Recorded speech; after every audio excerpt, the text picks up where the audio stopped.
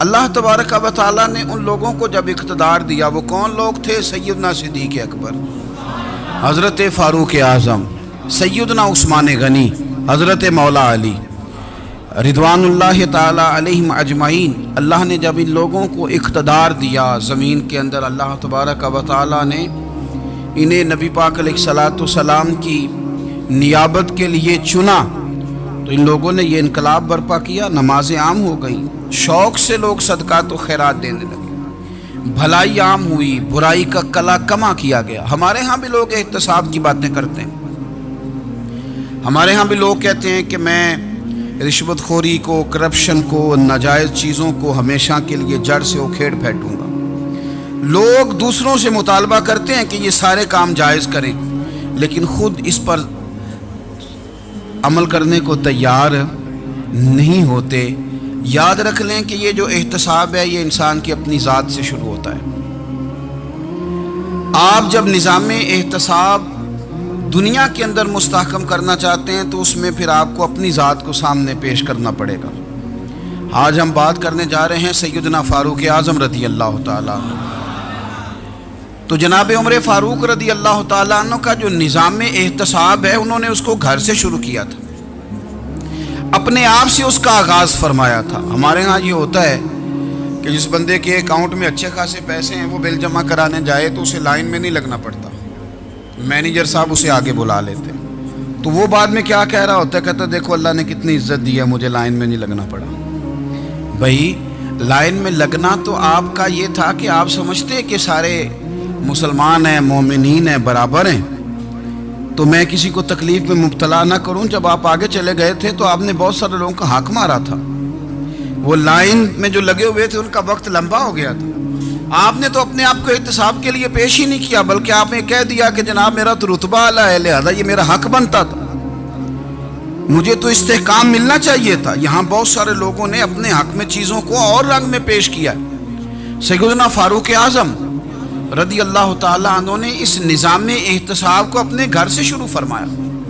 حضرت عمر فاروق رضی اللہ تعالیٰ عنہ اپنے بچوں سے فرمایا کرتے تھے کہ جب میں حکم لوگوں کو کروں گا نا، اپنی رعایا کو، مسلمانوں کو میں کوئی حکم دوں گا تو تمہیں پہلے اس پر عمل کرنا پڑے گا۔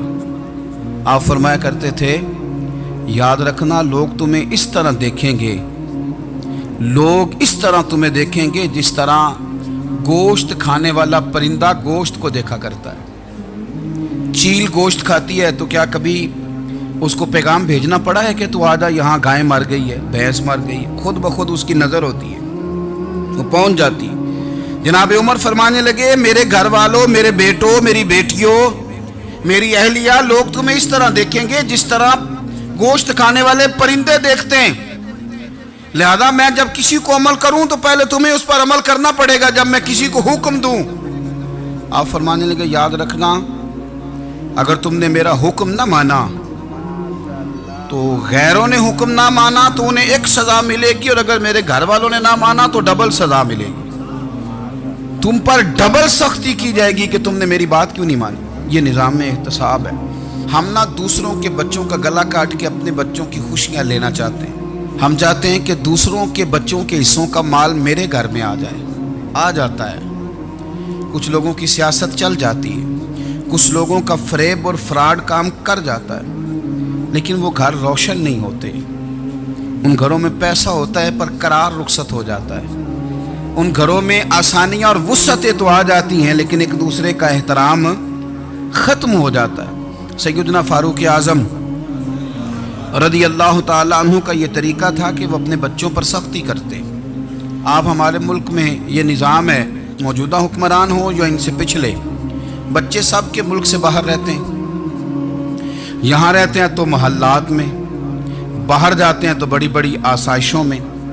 ان کے بچوں کے لیے قانون بھی الگ سے ہیں، قاعدے بھی الگ سے ہیں، اور ہمارے ملک کے اندر تو ایک باقاعدہ پروٹوکول کا سسٹم ہے، اس سسٹم سے گزر کر بڑے بڑے لوگ چلنا پسند کرتے ہیں۔ ہمارے زمانے میں بھی کچھ چیزیں سرکاری ہوتی ہیں خالص، لیکن عجیب نظام ہے نا، ہر چیز کا کرایہ بڑھ جاتا ہے، سرکاری دکان کا نہیں بڑھتا۔ باقی دکانیں 5-6 سال کے لیے ملتی ہیں، سرکاری دکان پہ آپ قبضہ کرنا چاہیں تو پورے 100 سال کے لیے مل جاتی ہے۔ چونکہ یہ عام عوام کی پراپرٹی ہے تو اس کے ساتھ جو مرضی کو سلوک کرے۔ ایک سرکاری چراگاہ تھی جس کے اندر جانور چرا کرتے تھے۔ ہمارے ہاں بھی پنجاب میں کچھ جگہیں ہوتی ہیں تو ہم لوگ کہتے ہیں شام لاٹ ہے۔ سرکاری چراگاہ میں جانور چرا کرتے تھے۔ حضرت عمر فاروق رضی اللہ تعالیٰ عنہ کے صاحبزادے سیدنا عبداللہ ابن عمر رضی اللہ تعالیٰ عنہ نے بھی ایک اونٹ خرید لیا۔ تو سب لوگوں کے جانور سرکاری چراگاہ میں چرتے تھے، آپ نے بھی اپنا جانور وہاں چرنے کے لیے، کھانے پینے کے لیے چھوڑ دیا۔ وہ جب اونٹ آیا تو پتلا تھا، کچھ دنوں کے بعد وہ فربا ہو گیا، طاقتور ہو گیا، موٹا تازہ ہو گیا۔ حضرت سیدنا عبداللہ ابن عمر رضی اللہ تعالیٰ عنہ نے بیچا تو وہ ڈبل قیمت سے بھی زیادہ کا بکا، کیونکہ پہلے دبلا پتلا تھا، اب موٹا تازہ فربا ہو گیا۔ حضرت سیدنا فاروق اعظم رضی اللہ تعالیٰ عنہ کو پتہ چلا تو بلایا، فرمایا پتر اونٹ بیچ دیا ہے؟ ابا جی بیچ دیا ہے۔ فرمایا کتنے کا خریدا تھا؟ اتنے کا۔ بیچا کتنے کا؟ ڈبل قیمت بتائی۔ فرمایا اس طرح کر کے اصل رکھ لے اور جو اوپر ملی آپ مجھے دے دے۔ حضور آپ نے کیا کرنی ہے؟ فرمایا میں سرکاری خزانے میں جمع کروں گا۔ حضور کیوں؟ فرمایا اس لیے کہ تیرا اونٹ سرکاری جگہ پہ چرا کرتا تھا، وہ گھاس سرکاری جگہ سے کھاتا تھا۔ حضور سب کے کھاتے۔ حضرت عبداللہ ابن عمر کہنے لگے سب کے کھاتے ہیں۔ آپ فرمانے لگے تو سب میں شامل نہیں ہے، تو امیر المومنین کا بیٹا ہے، تجھے میں یہ حق نہیں دے سکتا، تیرے اوپر تھوڑی سختی زیادہ کی جائے گی، تجھے یہ حق نہیں ملے گا۔ تو اپنے اونٹ کو چونکہ سرکاری چراگاہ میں چرایا کرتا تھا، لہذا تجھے وہ جو اصل رقم یہاں جمع کرانی پڑے گی۔ ہمارے تو بچے پہلی بات تو یہ ہے کہ بات ہی نہیں سنتے۔ یہ سب کے بچوں کی بات کر رہا ہوں، ٹیچر کے بچے ہوں، سیٹھ کے بچے ہوں، پیر کے بچے ہوں، امام صاحب کے بچے ہوں، کسی کے بچے ہوں، پہلے تو سنتے نہیں۔ اور اللہ خیر کرے اگر آپ کوئی سنانا چاہیں تو فوری طور پر وہ ہوم منسٹری کے پاس پہنچ جاتے ہیں، ان کی اماں ان کی وکیل بن جاتی، آپ کہہ ہی کچھ نہیں سکتے، حالات رخ بدل جاتے۔ اس کا نقصان یہ ہوتا ہے کہ ان کو تراشا نہیں جا سکتا، ان کو ہیرے نہیں بنایا جا سکتا، ان کے اوپر کچھ ایسی میل کچیل چڑھ جاتی ہے جو بڑی عجیب و غریب ہوتی۔ اور کچھ لوگ ایسے ہوتے ہیں جو خرابی کرنے میں بھی اپنا کردار ادا کرتے ہیں، خرابی کرنے میں، اور بڑے لوگوں سے منسلک ہونے کے لیے لوگ رستے تلاش کرتے ہیں، رستے۔ میں چونکہ چیزوں کا مطالعہ کرنے کا بڑا شوقین ہوں، تو میری والدہ داخل تھیں کئی سال پہلے ہسپتال میں، تو مجھے اس ہسپتال میں کچھ دن رہنا پڑا۔ ایک پرائیویٹ ہاسپٹل تھا، تو اس میں انہوں نے جگہ جگہ لکھ کے لگایا تھا ملازمین کو بخشیش نہ دیں، ہم ان کو بڑی اچھی معقول تنخواہ دیتے ہیں، سیلری بڑی عمدہ ہے، تو لوگ بخشیش نہ دیں۔ میں نے جو مینجمنٹ کے لوگ تھے ہاسپٹل کی، ان میں سے ایک سے میں نے کہا کہ اگر کوئی بندہ اپنی خوشی سے دینا چاہے تو آپ نے بڑا موٹا لکھ کے لگایا برائے مہربانی ان کو بخشیش نہ دیں۔ اس نے بڑی قیمت، سادہ آدمی تھا پر میری بڑی اس نے مجھے بات بتائی، مجھے نفع ہوا۔ کہنے لگے مولوی صاحب جب کچھ امیر لوگ ہسپتال میں مریض لے کے آتے ہیں تو وہ صفائی والے کو پہلے ہی 500 روپیہ دکھا لیتے ہیں آتے ہی، پھر وہ جیسے آواز دیتے ہیں صفائی والے فٹافٹ اندر آتے ہیں، ان کا کمرہ صاف کرتے ہیں۔ تو سارے تو بیچارے اتنے مالدار نہیں ہوتے کہ آتے ہی پہلے کام والے کو 500 دیں۔ پھر نقصان کیا ہوتا ہے کہ یہ جن کی ذمہ داری ہے بہت ساری ڈیوٹیاں کرنے کی، یہ ڈیوٹی نہیں کرتے، یہ پلٹ پلٹ کے ان کی طرف دیکھتے ہیں جن کے گھر سے سالن صحیح آتا ہے، ادھر ان کی توجہ زیادہ ہو جاتی ہے، جو نوٹ ان کو زیادہ دکھاتے ہیں، جو پھل لے کے آتے ہیں تو آدھا ان کو دیتے ہیں۔ تو ہم یہ کہتے ہیں یہ کام ہی نہ کرو، یہ اپنی تنخواہ پہ کام کریں تاکہ ہر آنے والے کا درد سمجھیں، ہر ایک کو یکساں یہ سروسز فراہم کریں۔ تو ہم یہ کام کرتے ہیں، ہم ایم پی اے کے اور کسی سے ہمارا تعلق نہ بنے تو ہم جناب اس کے ڈرائیور سے ہی تعلق بنا لیتے ہیں، ہم وہ جو آپریٹ کرنے والا ہوتا ہے ٹیلی فون اسی سے بڑا تعلق بناتے ہیں، اس کو مٹھائی کا ڈبہ جلدی پہنچا دیتے ہیں۔ تو اسی طرح سے بڑے لوگوں کی اولادوں کو بگاڑا جاتا ہے۔ حضرت عاصم بن عمر رضی اللہ تعالیٰ عنہ، یہ سیدنا فاروق اعظم کے بیٹے تھے، مصر گئے تو لوگوں کو پتہ چلا حضرت عمر کے بیٹے آئے، لوگوں نے تحفے دیے، بڑی بڑی چیزیں آپ کو دی، حضرت عمر کا بیٹا آیا، بڑے گفٹ دیے۔ تو صاحبزادے واپس آئے تو ان کے پاس بڑے تحائف تھے۔ سیدنا عمر فاروق رضی اللہ تعالیٰ عنہ نے دیکھا تو فرمایا ادھر لانا تحفے، कहा बड़ी लोगों ने मुझे दिए हैं। फरमाया तूने क्यों बताया था कि मैं अमीरुल मोमिनीन का बेटा हूं? कहा हुजूर उनको वैसे ही पता चल गया। फरमाने लगे पुत्र ये तोहफे तुम्हें इसलिए मिले हैं कि तुम अमीर के बेटे हो, ये तोहफे तुम्हारा हक नहीं, क्योंकि तुम्हें इस कुर्सी की वजह से मिले हैं और ये कुर्सी मुसलमानों की है, लिहाजा ये हक भी मुसलमानों का ही है। ये ला सारे माले गनीमत में जमा किए जाएंगे। आप अपने घर से जब एहतसाब शुरू करते हैं, अपने घर से, और ये याद रखें ये जो लोग आते हैं आपके बच्चों को नवाजने के लिए, ये उन्हें खराब करते हैं, बिगाड़ पैदा करते हैं, ये अजीबो गरीब सी चीजों में मुब्तला कर देते हैं, बच्चों का नुकसान होता है कल कला। फिर जो शापर अच्छा लेके आए पीर साहब के बच्चे जरा उससे प्यार से मिलते हैं, नुकसान हो जाता है, ये दस्ते नगर हो जाते हैं, ये लोगों की तरफ जीते हैं, दूसरों पे डिपेंड करने लगते हैं। हजरत अबू मूसा अशअरी रदी अल्लाह ताला अन्हु ने पहले तो एक कलीन बड़ा सोना था, तो आपने हजरत उमर के घर भेज दिया कि चलो उनके घर में उनकी अहलिया बिछा लेंगी, कहीं से तोहफा आया। फिर वो जिस कमरे में माले गनीमत और ख़जाना रखा जाता था उसकी सफाई कर रहे थे, तो एक दिनार मिल गया, तो वो दिनार बच्चे सारे जा रहे थे, तो उनमें से हजरत उमर के एक बेटे को छोटे को बुलाया और बुला के कहा पुत्र ये दिनार ले लो। हजरत उमर ने देखा कि बेटे के हाथ में दिनार भी है और घर में कालीन भी है। एक मौके पे वो कालीन गया, एक मौके पर बच्चे को एक दिनार दिया। तो हजरत उमर अपनी अहलिया से पूछने लगे ये कहाँ से आया कालीन? का जनाब अबू मूसा अशअरी रदी अल्लाह ताला अन्हु ने भेजा है। बेटे से पूछा दिनार कहाँ से आया? कहा मुझे उन्होंने ही दिया है। आपने वो दिनार भी लिया और कालीन भी लिया और उसको लपेटा और जनाब अबू मूसा अशअरी को बुलाया और इतने सख्त नाराज थे, फरमाने लगे अबू मूसा अशअरी से कहना मेरे पास पैदल आए, घोड़े पे ना आए।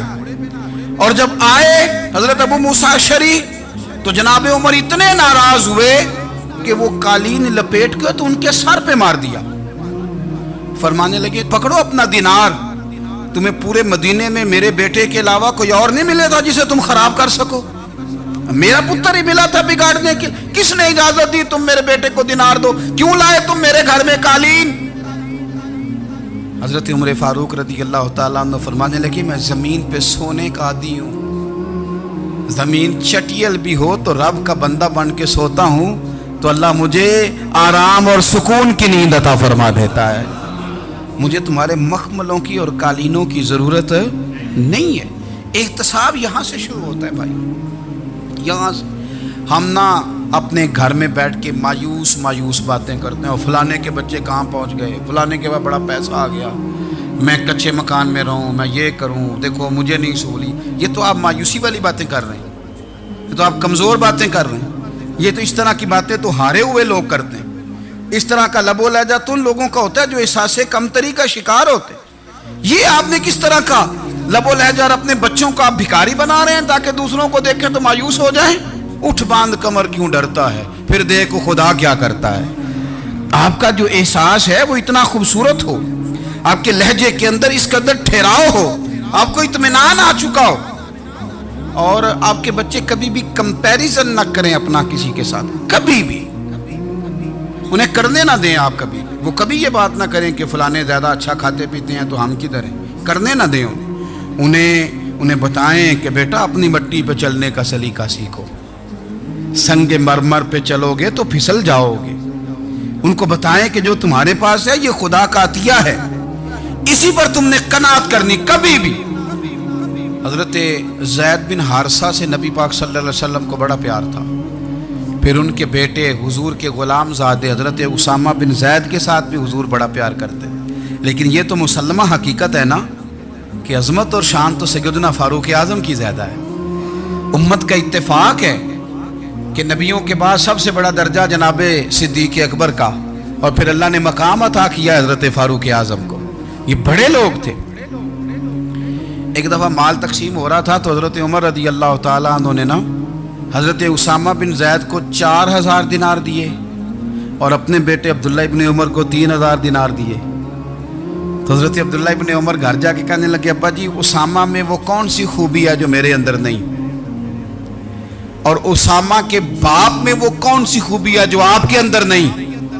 तो हज़रत उमर की आजिज़ी देखिए, حالانکہ بالاتفاق دنیا جانتی ہے کہ جناب عمر فاروق رضی اللہ تعالیٰ عنہ افضل ہیں، پھر بھی پتہ اپنے بیٹے سے کیا کہتے ہیں؟ فرماتے ہیں او سن یار، وہ خدمت گزار ہیں نبی پاک کے، وہ بھی حضور کے گھر میں ڈیوٹی کرتے، نوکری کرتے، اور ان کے بیٹے بھی حضور کی نوکری کرتے، یہ خدمت گزار ہیں۔ فرمانے لگے اگر تو نے پوچھ لیا تو سن، پھر میری تو رائے یہ ہے کہ تیرے سے زیادہ اسامہ بن زید حضور کی نظر میں پیارے ہیں، اور اسامہ کا باپ تیرے باپ سے زیادہ نبی پاک کا پیارا ہے۔ کوئی کمپیریزن کرنے نہیں دیا، بچوں کو کسی ایسی جگہ کھڑے ہونے نہیں دیا۔ فرمایا یہ وجہ ہے، یہ انداز ہے کہ تو زیادہ پیارا ہے۔ حضرت عمر فاروق رضی اللہ تعالیٰ عنہ پسند نہیں کرتے تھے، ذرا برابر بھی پسند نہیں کرتے تھے کہ کوئی شخص اور مال آتا تو اپنے رشتہ داروں کو نوازنے سے بچتے۔ مال غنیمت آتا ہے نا، ہمارے ہاں تو اللہ خیر کرے جب کوئی بندہ کونسلر بنتا ہے، چیئرمین بنتا ہے، تو ٹھیکہ کس کو دیتا ہے؟ کوئی چلو بھتیجا مل جائے، کوئی بھانجا مل جائے، کوئی چھوٹا بھائی، اسے بھی کام مل جاتا ہے ساتھ۔ نوازنے پہ لوگ آتے ہیں تو وہ تلاش کرتے ہیں کہ کہاں کہاں کو میرا ہے، وہ ٹینڈر ہی ان کے نام کے پاس ہوتے ہیں جن کی طرف ذرا نظر کرم زیادہ ہوتی۔ حضرت عمر فاروق مال تقسیم کر رہے تھے تو بیٹی آگے کہنے لگی ابا جی رشتہ داروں کا بھی حق ہوتا ہے، آپ سب کو دیتے ہیں، آپ کے قریب ہی نہیں آتے۔ تو حضرت عمر فاروق نے کیا لفظ کہے، کیا حقیقت ہے، کیا حسن ہے۔ فرمانے لگے پتر یہ مال تیرے باپ کا نہیں مسلمانوں کا ہے، جب تیرے باپ کا ذاتی مال ہوگا تو اپنے رشتہ داروں کو دے گا، یہ مسلمانوں کا مال ہے، یہ اسی حساب سے تقسیم ہوگا جو عدل کا حساب ہے، جو ترازو ٹھیک ہے۔ فرمایا تو مجھے یہ مشورہ نہ دے، یہ مسلمانوں کا مال۔ یہاں سے نظام احتساب شروع ہوتا ہے، یہاں سے انسان آگے بڑھتا ہے، اور پھر کوئی تکلف نہیں کسی پر حضرت عمر کا، کوئی چھوٹا ہے یا بڑا ہے۔ حضرت ابو سفیان رضی اللہ تعالیٰ عنہ سردار رہ چکے ہیں مکے کے، بڑے آدمی، لیکن نظام احتساب میں کوئی چھوٹا بڑا نہیں ہوتا۔ حضرت عمر فاروق مکہ مکرمہ گئے تو لوگوں نے کہا حضور جناب ابو سفیان نے نا گلی میں پتھر رکھے اور بہت سارے لوگوں کو رستوں میں تکلیف ہو رہی ہے، تو حضرت ابو سفیان رضی اللہ تعالیٰ عنہ سے بھی لوگ کہہ دیتے تو وہ بھی اٹھا دیتے، لیکن لوگوں نے چونکہ وہ سردار تھے، بڑے تھے، تو لوگوں نے ان سے کہا نہیں۔ حضرت عمر جب آئے تو کہا تو جناب عمر نے پرواہ نہیں کی، خود آئے، جناب ابو سفیان سے کہا یہ پتھر آپ نے رکھے؟ کہا حضور ہاں۔ فرمایا یہ بھی اٹھائیے، یہ بھی اٹھائیے، یہ بھی اٹھائیے۔ جب وہ اٹھا رہے تھے تو حضرت عمر کہہ رہے تھے شکر نہیں اللہ کا کہ عمر کہہ رہے ہیں اور ابو سفیان مانتے جا رہے ہیں، شکر نہیں۔ یہ نظام احتساب ہے کہ بڑا ہو یا چھوٹا ہو، اس کو یہ حق حاصل نہیں ہے کہ مسلمانوں کو وہ کسی تکلیف میں کسی بھی صورت میں مبتلا کرے، کہیں بھی کسی جگہ بھی، اس کو یہ والی اجازت نہیں۔ حضرت سیدنا عمر فاروق رضی اللہ تعالیٰ عنہ۔ پھر ایک اور بات تھی، میں کئی دفعہ یہ بات کہتا ہوں اور مجھے ذاتی طور پر اس کا بڑا تجربہ ہے۔ کچھ لوگ نا خوشامد پسند ہو جاتے ہیں، بڑی عمدہ تعریف کرتے ہیں، اوئے ہوئے ہو پول باندھتے ہیں پورے، آپ کے پاس آئیں گے تو کہیں گے جناب آپ سے زیادہ اچھا بندہ ہی کوئی نہیں، تو وہ نا آپ سے کام نکلواتے ہیں۔ پھر وہ کسی دوسرے کے پاس جاتے ہیں تو اسی طرح کا رویہ وہ دوسروں کے ساتھ کرتے ہیں۔ یہ عام لوگوں میں بھی مرض ہوتا ہے، عام لوگوں میں بھی۔ اور بادشاہ ہو بندہ اگر، پھر تو اس کا دل کرتا ہے میں اگر بادشاہ سلامت ہوں تو دو چار بندے دیہڑی پہ رکھ لوں پر میری تعریف ضرور کریں۔ پابندی ہوتی ہے، لوگ یہ کام بڑے شوق سے کرتے ہیں۔ اور شیخ سعدی فرمایا کرتے تھے لکڑی کو گھن کھا جاتی ہے اور بڑے لوگوں کو خوشامد کھا جاتی ہے خوشامد۔ حضرت عمر فاروق رضی اللہ تعالیٰ عنہ اس معاملے میں بھی بڑے مضبوط تھے۔ ویسے مجھے اور آپ کو اچھا کون لگتا ہے؟ ہماری غلطیاں بتانے والا؟ ہمارے ایسا فرمایا کرتے تھے اپنے دشمنوں کی باتوں پر بھی غور رکھو، تمہارے دشمن تمہیں نکھار دیتے ہیں، تمہارے اندر جو کوتاہیاں ہوتی ہیں وہ تمہیں پتہ چل جاتی ہیں کہ یہاں میری اصلاح ہو رہی، ان پر غور کرو وہ کیا کہتے ہیں۔ حضرت عمر فاروق کی تعریف کی ایک بندے نے، کمال تعریف کی، اس کا خیال تھا کہ رزلٹ بڑا شاندار آئے گا، بادشاہ کی تعریف ہوتی تھی تو پھر تھیلی جاتی تھی اشرفیوں کی، کمال رزلٹ آئے گا۔ تو حضرت عمر جب وہ پوری کر چکا نا بات تو فرمانے لگے تو خود بھی ہلاک ہوا اور مجھے بھی ہلاک ہی کر دیا۔ خود بھی تباہ ہوا ہے, مجھے بھی تباہ کر دیا. کس طرح کی باتیں کر رہا ہے. ایک بندہ اور آیا اور اس نے آ کے کہا کہ پوری امت میں سب سے افضل ہے فاروق اعظم آپ ہی ہیں. تو حضرت عمر فاروق فرمانے لگے تجھے تیری ماں روئے, ابو بکر تجھ سے بھی افضل تھے, تیرے باپ سے بھی افضل تھے, اور صدیق اکبر مجھ سے بھی افضل ہے اور میرے باپ سے بھی افضل ہے. یہ تو کس طرح کی بات کر رہا ہے. یہاں ہر شے ہضم نہیں ہو جاتی, فوری طور پہ لوگ ڈکار بھی پورا نہیں لیتے. قرآن مجید نے کہا فَلَا تُزَكُّوا أَنفُسَكُمْ هُوَ أَعْلَمُ بِمَنِ اتَّقَى, اپنے منہ سے نہ کہو میں پاک صاف ہوں, اللہ زیادہ بہتر جانتا ہے کہ تم میں سے پرہیزگار کون ہے. اپنے منہ سے تعریفیں کرتے کراتے ہو, یہ مزاج چھوڑ دیں. حضرت عمر رضی اللہ تعالیٰ عنہ پسند نہیں کرتے تھے. ایک آدمی نہ چلتا تھا وہاں تو بڑا متکبرانہ چال کے ساتھ چلتا. حضرت عمر نے دیکھا, یہاں تک احتساب فرماتے تھے, زمین پہ زور زور سے پیر پٹکتا, چال بڑی اس کی متکبرانہ, لوگ بڑے پریشان ہوتے. حضرت عمر نے ایک دن سمجھایا, باز نہیں آیا. اگلے دن پہ درہ نکال لیا, لگائے 4 درے, فرمایا آج کے بعد نہ چلنا اس طرح مدینے میں پیر پٹک پٹک کے. اس وقت تو اسے غصہ لگا, لیکن کچھ دیر کے بعد نا جب غصہ اترا تو حضرت عمر کے پاس آیا, کہنے لگا حضور اللہ آپ کا بھلا کرے, آپ نے درے نہیں مارے, آپ نے تو شیطان بھگا دیا جو میرے ساتھ چمٹا ہوا تھا. چمٹا ہوا شیطان آپ نے مجھ سے بھگا دیا. یاد رکھیں مسند امام احمد بن حنبل میں حدیث ہے, اللہ کے پیارے رسول صلی اللہ علیہ وسلم فرماتے ہیں جو دنیا میں متکبرانہ چال کے ساتھ چلتا ہے نا, قیامت کے دن وہ اللہ سے اس حال میں ملے گا کہ رب اس سے ناراض ہوگا. متکبرانہ چال سے نہیں چلیں گے. تو حضرت فاروق اعظم رضی اللہ تعالیٰ عنہ کا یہ طریقہ تھا کہ آپ خیال کرتے, اور پتہ کس طرح کا آپ کا مزاج تھا. فرماتے تھے تقسیم کرو, دوسروں کا بھی خیال رکھو. جس طرح بندہ دیوانہ وار نہیں لوگوں کا خیال رکھتا کہ بندہ بگڑے کوئی نہ, دیوانہ وار. کچھ لوگ تبلیغ کرتے ہیں رسمی, اور کچھ لوگ ایسے ہوتے ہیں جو لوگوں کی اصلاح میں دیوانے ہو جاتے ہیں. ان کی خواہش ہوتی ہے یہاں بھی بندہ ٹھیک ہو جائے, یہاں بھی بندہ ٹھیک ہو جائے, یہاں بھی بندہ ٹھیک ہو. کچھ لوگ کڑی نگرانی کرتے ہیں کہ انسان بگڑنے نہ پائے. حضرت عمر فاروق رضی اللہ تعالیٰ عنہ نا گوشت والی دکان کے پیچھے جا کے بیٹھ گئے کئی دنوں تک. وہ کہنے لگا حضور یہاں کیا ہے؟ فرمایا تو اپنا کام کرنا. گوشت والی دکان پہ بیٹھے, کام کر اپنا, نگرانی کرنے لگے حضرت عمر. پھر آپ نے نا وہ بندے پکڑ لیے. کون؟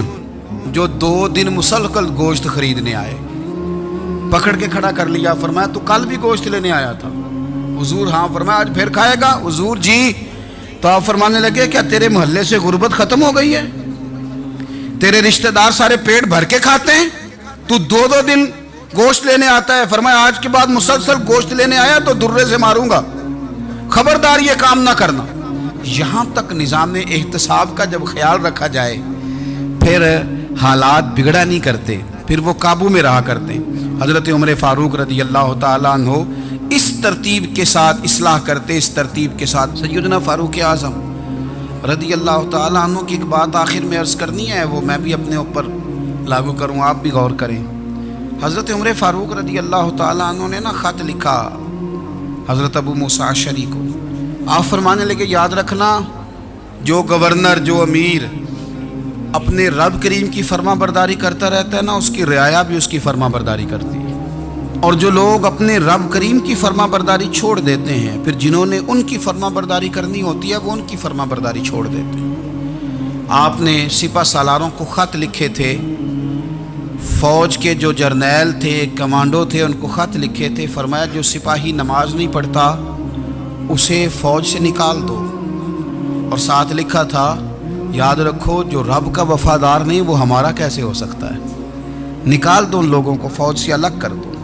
ہم آج جو بے پناہ پریشان ہیں, ہمارے بچے بات نہیں مانتے, شاگرد بات نہیں مانتے, ہم شکوے کرتے ہیں, بے ادبی بڑھ گئی.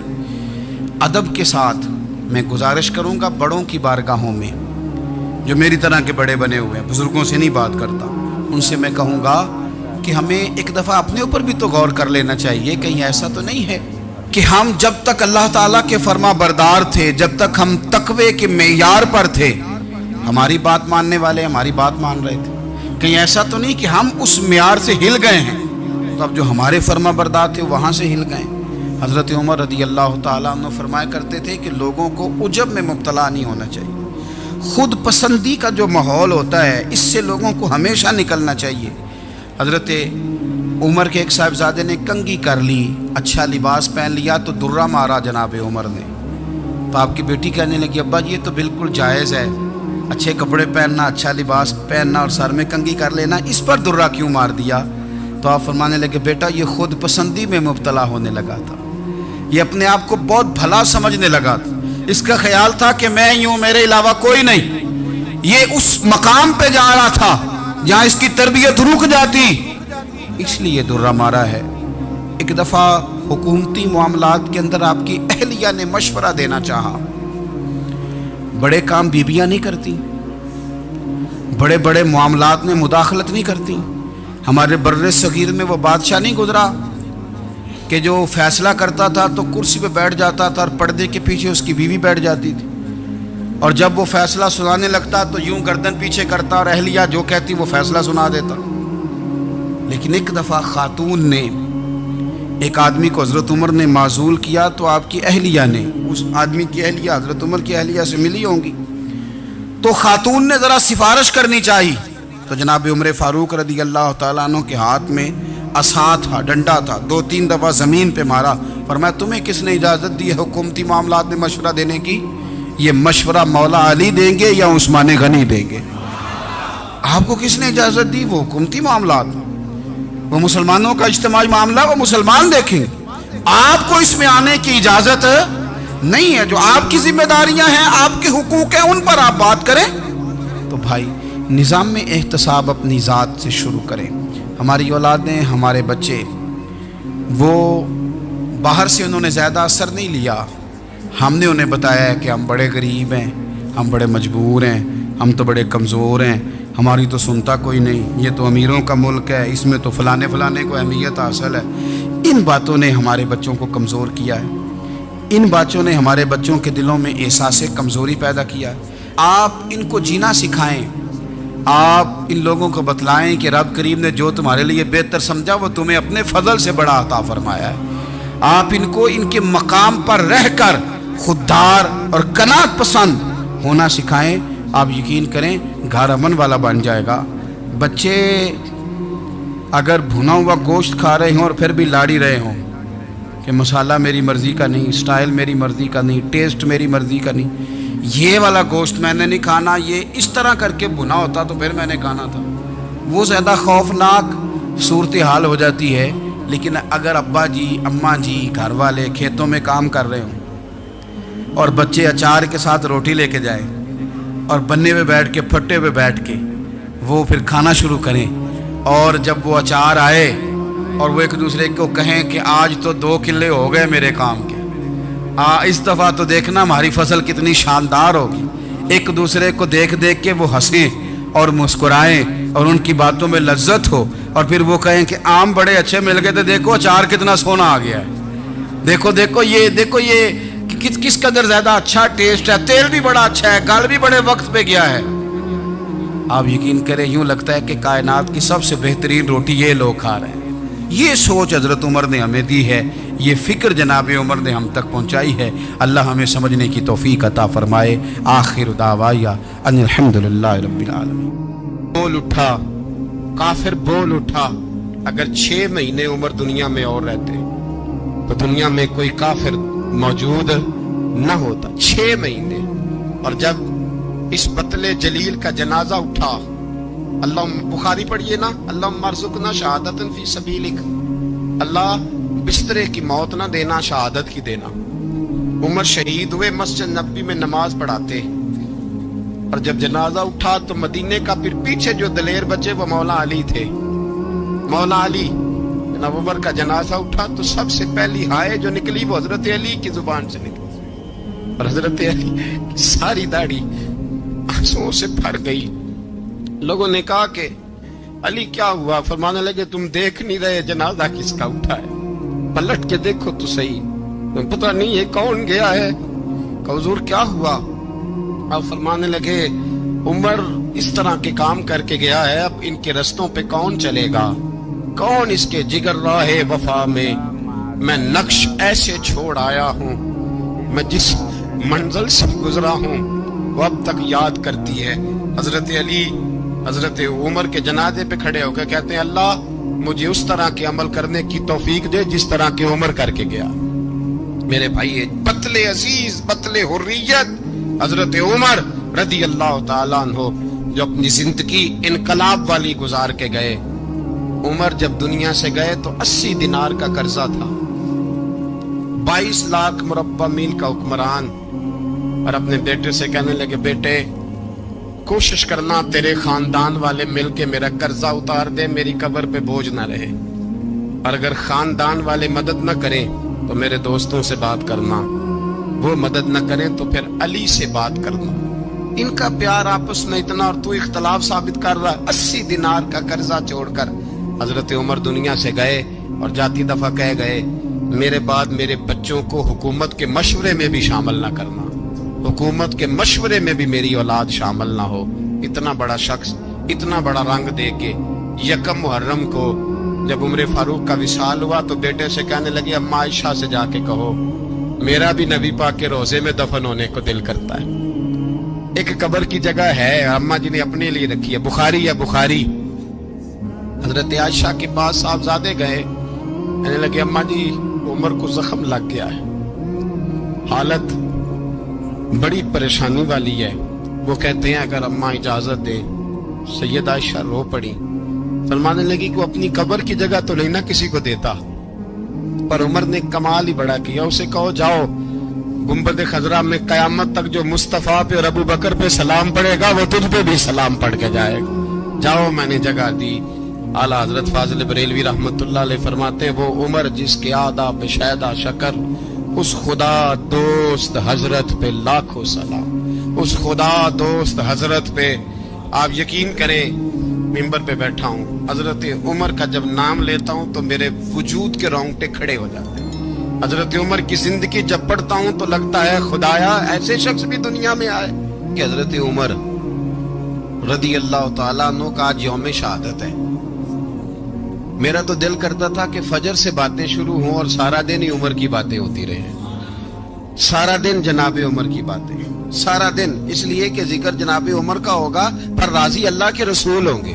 میرے رسول پاک علیہ السلام سب کے لیے دعا مانگتے ہیں نا، حضور کی دعا عام ہے، لیکن مصطفیٰ کریم نے کعبے کا غلاف تھام لیا اور غلاف کعبہ کو حضور نے سینے سے لپٹایا اور سینے سے چمٹا کے کہا اللہ میں نے تو کبھی سوال ہی زیادہ نہیں کیے، میں کرنے آیا ہوں، مجھے عمر دے دے، عمر دے دے۔ حضور نے مانگ کے لیا، اور پھر جب جس کو حضور مانگے اللہ سے، حضرت عوف بن مالک اشجعی ایک صحابی ہیں، حضرت عوف بن مالک رضی اللہ تعالیٰ عنہ فرماتے ہیں کہ جناب ابو بکر صدیق کا زمانہ تھا تو میں نے خواب دیکھا،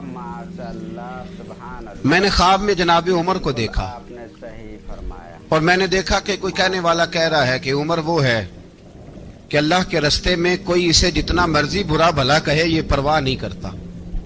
کس کے رستے میں؟ بولے سارے۔ اس کا مطلب ہے اللہ کے رستے میں لوگ برا بھلا بھی، قرآن مجید نے کہا وَلَا يَخَافُونَ لَوْمَةَ لَائِمٍ، کچھ لوگ ایسے ہیں جو برا بھلا کہنے والوں کی لوگ پرواہ نہیں کرتے۔ اور دوسری بات میں نے یہ دیکھی کہ عمر خلیفہ بنے گا، اور تیسری بات میں نے خواب میں یہ دیکھی کہ عمر شہید بھی کیا جائے گا، عمر شہید بھی ہوگا۔ یہ میں نے 3 باتیں خواب میں دیکھی۔ فرماتے ہیں میں نے آ کے خواب حضرت ابو بکر صدیق کو سنائی، وہ خلیفہ تھے، وہ کہنے لگے ٹھہر جا میں عمر کو بلاتا ہوں، اس کے سامنے دوبارہ سنانا، اس کے سامنے۔ فرماتے ہیں میں نے بلایا حضرت عمر فاروق کو، آ کے بیٹھے، خواب شروع ہوا۔ کا ایک بات تو میں نے یہ دیکھی کہ آپ ملامت کرنے والے کی پرواہ نہیں کرتے، دوسرا آپ خلیفہ بنے گے۔ جناب عمر کہنے لگے چپ کر، ابو بکر کے سامنے ہی کہہ رہا ہے، چپ کر، خلیفہ کے سامنے ہی کہہ رہا ہے۔ تو حضرت ابو بکر صدیق کہنے لگے عمر اسے کہنے دو، مجھے لگتا ہے رب کی رضا یہی ہے کہ میرے بعد اگر مصطفیٰ کا منبر ملے تو عمر کو ہی ملے، اسے کہنے دو، کہنے دو۔ حضرت عمر رضی اللہ تعالیٰ عنہ کو تیسری بات کہی، حضرت عوف بن مالک نے کہا آپ شہید کیے جائیں گے، میں نے خواب دیکھی ہے۔ نیک لوگوں کے خواب بڑی حد تک سچے ہوتے ہیں، کہا میں نے خواب دیکھی ہے۔ تو حضرت عمر کہنے لگے شہید تو دلیر لوگ ہوتے ہیں، شہید تو دلیر، جسے سارا زمانہ دلیر کہہ رہا ہے وہ اپنے بارے میں کیا کہہ رہا ہے؟ کہتے ہیں شہید تو دلیر، میں تو کاہل سا آدمی ہوں، سست آدمی ہوں، میں تو اتنا کام ہی نہیں کرتا، تو یہ خواب تو نے جو دیکھا ہے نا پھر سے دیکھنا۔ تو ابو بکر صدیق فرمانے لگے عاجزی نہ کر، انکساری نہ کر، تو جو کہہ رہا ہے ٹھیک کہہ رہا ہے، لیکن مجھے سن کے شکر بھی ہوا ہے اور افسوس بھی ہوا ہے۔ افسوس اس بات کا کہ تیرے جیسا بطل عظیم چلا جائے گا، اور شکر اس بات کا کہ رب تجھے زندگی بھی اعزاز والی دے گا، اور شہادت کی موت دے کے اللہ تجھے موت بھی عزت والی عطا فرمائے گا۔ اللہ موت بھی تجھے عزت والی دے گا، تجھے کاہلوں جیسی موت اللہ۔ حضرت فاروق اعظم رضی اللہ، او بھائی یہاں تو اس زمانے کا سب سے بڑا مسئلہ پروٹوکول ہے۔ ہم چھوٹے طبقے سے لے کر بڑے سارے پروٹوکول کے قائل ہیں، پر حضرت عمر رضی اللہ تعالی، حضرت عمر کی سادگی اور پھر جناب عمر کی عاجزی، جب انسان اپنے اوپر سوار کر لیتا ہے نا، سوار کر لیتا ہے، میں بدکار پرانا خادم، کسے در ملی نٹ ہوئی، تے واصف یار نے نظر جو کیتی تے واصف ہی ہو۔ میں اکثر سوچتا ہوں حضور نے جہاں بھی کہا نا، فرمایا میرے بعد نبی ہوتے تو خطاب کے بیٹے عمر ہوتے۔ حضور نے فرمایا عمر جس رستے سے جاتا ہے شیطان وہ رستہ بدل جاتا ہے۔ نبی پاک صلی اللہ علیہ وسلم نے فرمایا میرا عمر وہ ہے کہ اس کی زبان پر حق جاری ہے۔ حضور علیہ الصلوۃ والسلام نے فرمایا 950 سال حضرت جبریل میرے عمر کی شان بیان کریں تو ان کی عظمت ختم نہیں ہوتی۔ 950 سال جبریل عظمت بیان کرے تو ختم نہیں ہوتی۔ یہ بات ہے حضرت عمر کی، اور فرمایا عمر ابو بکر کی نیکیوں میں سے ایک نیکی ہے، یہ شان ہے اب عمر فاروق رضی اللہ تعالیٰ عنہ کی۔ حضور نے فرمایا میرے بعد نبی ہوتے تو عمر ہوتے، جس گلی سے عمر آئے شیطان رستہ بدل جائے۔ میرے عمر فاروق کی شان 950 سال بیان ہو تو ختم نہ ہو۔ عمر کی زبان پر اللہ حق بیان کرتا ہے، جو عمر کہتا ہے وہی رب کر دیتا ہے۔ حضور ساری زندگی فضیلتیں بیان کرتے رہے، عمر جواب میں کیا کہتے ہیں؟ کوئی بتائے نا کہ یہ والی حدیثیں کبھی عمر نے بھی روایت کی ہوں کہ حضور نے میرے بارے میں یہ کہا ہے۔ یہ روایتیں وہ روایت نہیں کرتے، ان سے جب لوگ کہتے عمر تیری بڑی بات ہے تو عمر رو پڑتے، کہتے میں تو اونٹ چرانے والے باپ کا بیٹا ہوں، میں تو اونٹ چرانے والے باپ کا بیٹا، اونٹ چرا۔ اس سے آگے عمر گئے ہی نہیں ساری زندگی، اس سے آگے لفظ ہی نہیں ادا کی۔ اور میں تو بھائی اونٹ چرانے والا، میرا باپ تو اونٹ چرایا کرتا تھا، 10 اونٹ تھے، میری ڈیوٹی ہوتی تھی، سنبھالے نہیں جاتے تھے، ابا ڈنڈوں سے مارتا تھا۔ ساری زندگی عمر حج کرنے گئے، ایک خشک تنا کھجور کا عمر فاروق رضی اللہ تعالیٰ عنہ نے اس کو اپنے کلاوے میں لیا، رونے لگے۔ لوگوں نے کہا عمر کیا ہوا؟ فرمانے لگے یہاں میں اونٹ چرایا کرتا تھا، یہاں میں اونٹ چراتا تھا، 10 اونٹ سنبھالے نہیں جاتے تھے۔ دیکھو رسول اللہ کی شان، آج ساری امت چلانے کا طریقہ عطا فرما دیا ہے، ساری نظریے سے پیار۔ یار پیسہ کس کو برا لگتا ہے؟ سارے صحابہ مل کے آئے، کہنے لگے عمر فاروق سے کہنا ہے نبی پاک کے زمانے میں تو ظاہراً غربت تھی، ابو بکر کے دور میں بھی غربت تھی، اب تو بڑا محال ہے، عمر سے سفارش کرو کہ عمر نیا کرتا پہنا کرے۔ ملکوں کے سفیر آتے ہیں، عمر وہی پھٹی پرانی چادر اوڑھ کے اور وہی کئی جگہ پہ پیوند لگے سوٹ پہن کے سفیروں کے سامنے بیٹھ جاتا ہے۔ عمر کو مشورہ دو، طے ہو گئی بات۔ سب نے جب مشورہ دے لیا تو سارے کہنے لگے یہ بتاؤ شیر کی مونچھ کو ہاتھ کون لگائے گا؟ کہنا کس نے ہے؟ بندہ بھی تو ڈھونڈو نا۔ میں کہا جناب میرا یہ خیال ہے کہ مولا علی شیر خدا کہیں گے، کیونکہ جس شخص کی عمر کو سب سے زیادہ حیا کرتے دیکھا وہ شیر خدا مولا علی ہے رضی اللہ تعالی علی کہیں گے۔ اس لیے کہ جناب علی تو کئی دفعہ جب گفتگو کرتے تھے تو حضرت عمر چپ کر جاتے تھے اور فرماتے تھے علی نہ ہوتا تو میں ہلاک ہو جاتا۔ تو کہا علی سے کہو۔ جناب علی شیر خدا کو بلایا، کس کام کے لیے؟ جی اللہ اکبر۔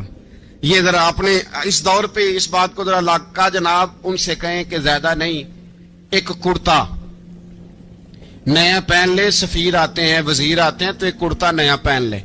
حضرت علی کو بلایا، آپ فرمانے لگے کوئی اور بات ہوتی تو میں کہہ دیتا، یہ والی میں نہیں کہہ سکتا، کوئی اور ہوتی تو میں عمر کو کئی دفعہ کہہ دیتا ہوں، جلال میں بھی تو سن، یہ والی میں نہیں کہہ سکتا، میں تمہیں ایک مشورہ دیتا ہوں۔ کہ وہ کیا؟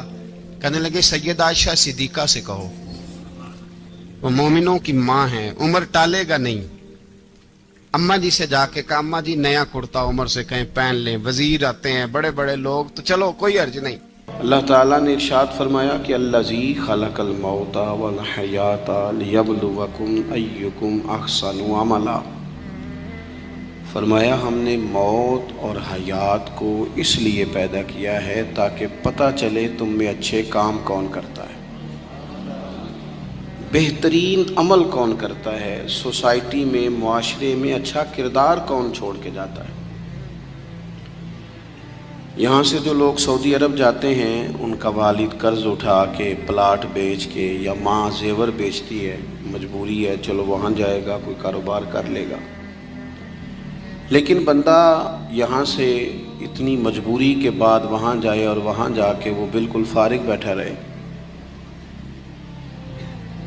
تو اس کو ہر آدمی سمجھاتا ہے، اور کچھ لوگ اسے سخت جملوں سے بھی نوازتے ہیں، کہتے ہیں یار اتنی مشکل سے تیرے باپ نے بھیجا ہے، اتنی آرزوؤں کے بعد تیری ماں نے تیرے لیے بندوبست کیا ہے اور تو یہاں فارغ پھر رہا ہے۔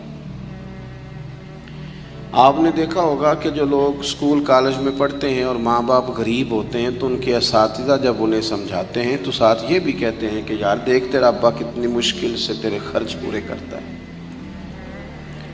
اگر کوئی شخص بھی کسی بھی مقام پہ کوئی ذمہ داری اسے دی جائے اور وہ اپنی ڈیوٹی ٹھیک نہ کرے، مقصد پورا نہ کرے، تو لوگ اس سے خوش نہیں ہوتے، لوگ اس کے لیے اچھے جذبات نہیں رکھتے، کہتے تو اپنا مقصد نہیں پورا، میں یہاں آیا ہوں آپ کو اللہ رسول کی بات بتانے، آپ نے اچھا گمان کر کے مجھے دعوت دے لی کہ شاید یہ ہمیں صحیح طرح سمجھا سکتا ہے، اب میں یہاں آ کے آپ کو اللہ رسول کی بات بتاؤں ہی کوئی نہ، تو آپ کہیں گے میاں آپ کو تو بلایا تھا کہ آپ ہمیں کوئی سمجھا دیں، کوئی نصیحت کر دیں، تو آپ تو ادھر ادھر کی ہانک کے چلے گئے، قبول نہیں کریں گے لوگ۔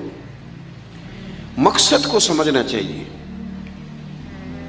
رزق ضرور کمائیں، بڑی اچھی بات ہے، نکاح، بچے، گھر، برادری، قبیلہ، یہ ساری چیزیں ضمن ہیں، ذیل ہیں، اصل کیا ہے؟ ایکم احسن عملا،